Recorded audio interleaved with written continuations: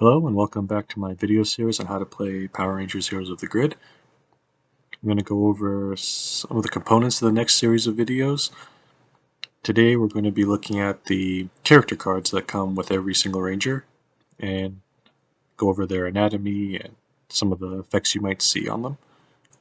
Let's start by looking at Jason Lee Scott from the base game of Heroes of the Grid. At the top you have his name, and underneath that you have his designation, which is Mighty Morphin Red. Now, combat cards are given to Rangers based on the designation most of the time. However, there are a few Rangers who will get their combat cards based on their name instead, and I will give an example of one of those in a bit.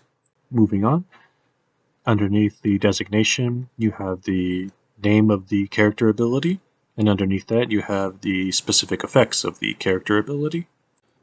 Now, looking at Ninjor here, he's an example of a character whose combat cards do not have their designation written on them. Instead, Ninjor's combat cards all have Ninjor written in the bottom left area, and I'll cover the combat cards in another video. But Ninjor will get all combat cards that have Ninjor written on them. Most character abilities are activated during battle and have a hard once per battle limit placed on them. Others have timing restrictions put on them.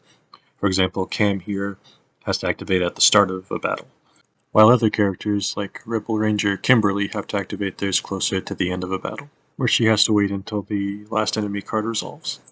Some characters, such as Tanya Sloan here, have abilities that activate every single time they attack, while other characters like Merrick have abilities that stay in effect until a certain condition has been met that cancels it out.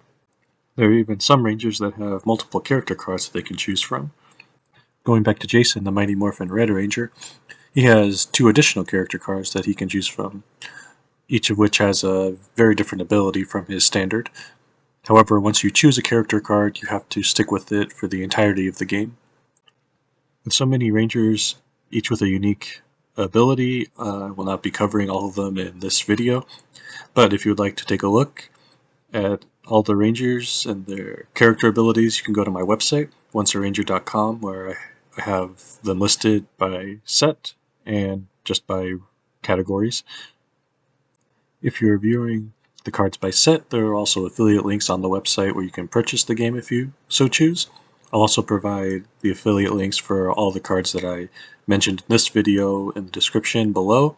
If you have any questions, leave a comment and I'll get back to you when I can.